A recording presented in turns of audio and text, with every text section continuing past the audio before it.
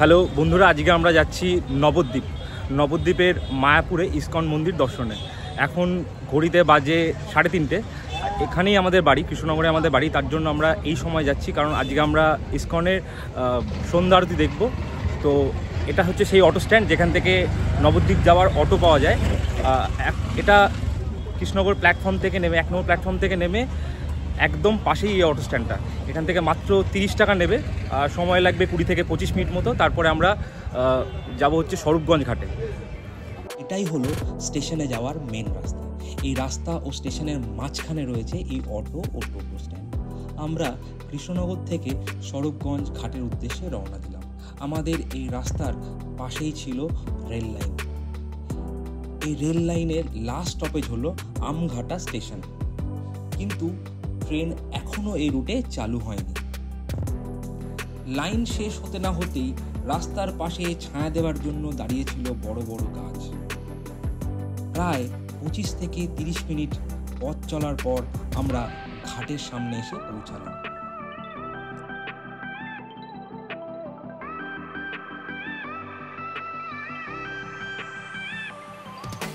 এখন আমরা পৌঁছালাম এসে স্বরূপগঞ্জ ঘাটে। এখান থেকে আমরা স্বরূপগঞ্জ হুলোর ঘাট থেকে নৌকা ধরে ওপারে যাব।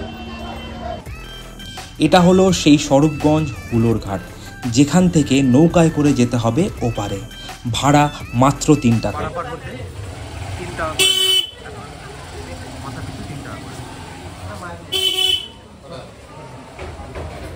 ঘাটে পা দিতেই দেখি কি ভিড়। কেউ দল বেঁধে যাচ্ছে, কেউ বা একা, কেউ বা পরিবারের সাথে এসছে।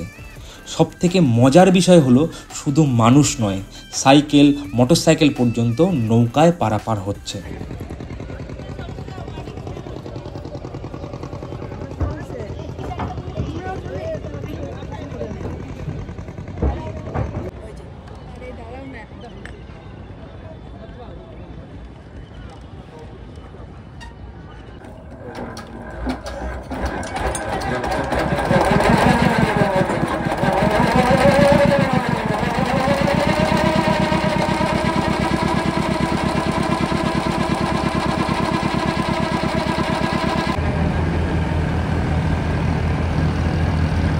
নদী পেরিয়ে ওপারে এসে কিছুটা হাঁটার পর টোটো নিলাম।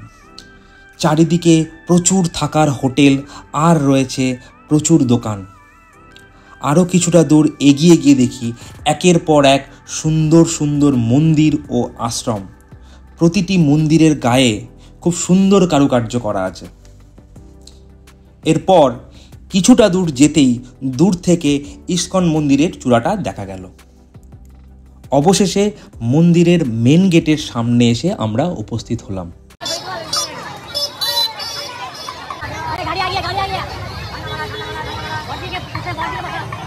গেটের ভেতরে ঢুকতেই দেখলাম সেই সুবিশাল চন্দ্র মন্দির আর প্রচুর মানুষের সমাগম।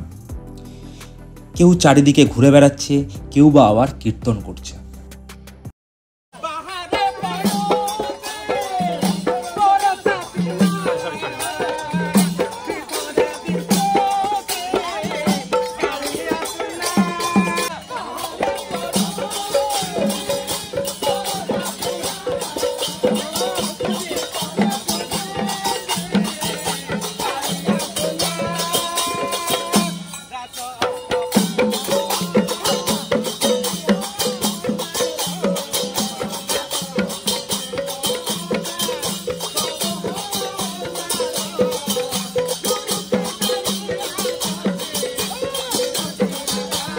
এটাই সেই নতুন চন্দ্রোদয় মন্দির, যেটা এখনো কমপ্লিট হয়নি।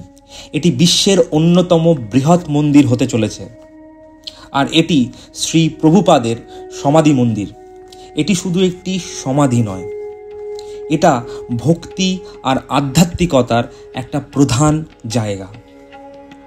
এই মন্দিরের পাশে একটা জলাশয় রয়েছে, আর তার পাশে রয়েছে সুন্দর সুন্দর বসার জায়গা, আর রয়েছে সাজানো ফুলের বাগান, যা মনকে একটা আলাদাই প্রশান্তি এনে দেয়।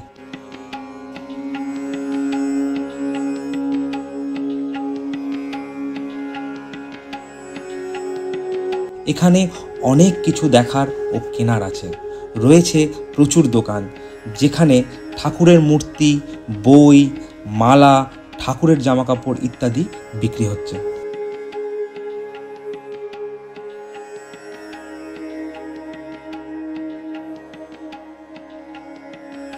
এটা হলো শ্রী শ্রী রাধা মাধব মন্দির, যেখানে রাধা মাধবের মূর্তি রয়েছে। প্রতিদিন এখানে পুজো ও কীর্তন হয়। সন্ধেবেলায় এখানে প্রচুর মানুষ এসে সন্ধ্যা আরতি দেখতে আসেন।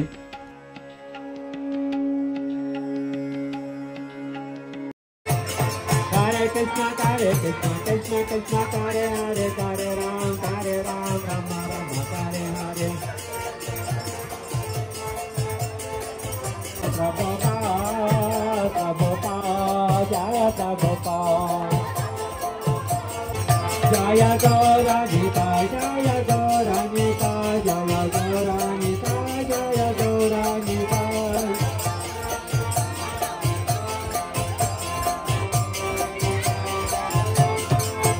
Nitai Gaura Kare Bam, Kare Bam, Kare Bam, Gaura Kare Bam.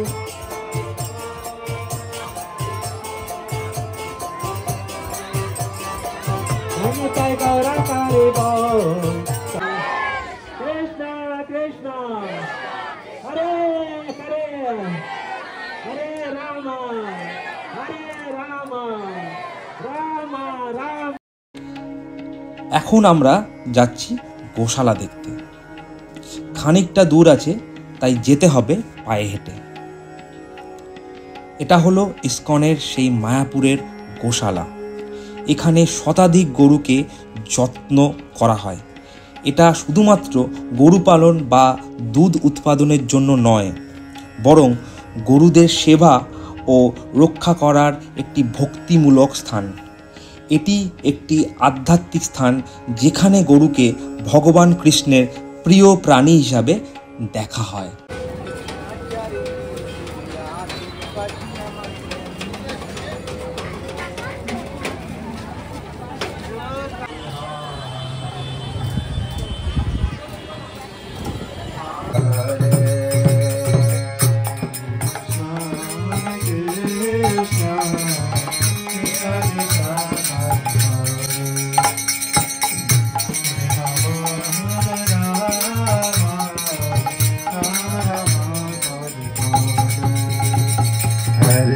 এখানে এলে মন একদম শান্ত হয়ে যাবে। বিশেষ করে রাতের আলোয় সাজানো মন্দিরের দৃশ্য অপূর্ব লাগে। একবার দেখলেই মন ভরে যাবে। ভিডিওটি ভালো লাগলে অবশ্যই কমেন্টে জানাবেন, আর লাইক ও সাবস্ক্রাইব করে পাশে থাকবেন। ধন্যবাদ। দেখা হবে পরবর্তী কোনো ভিডিওতে।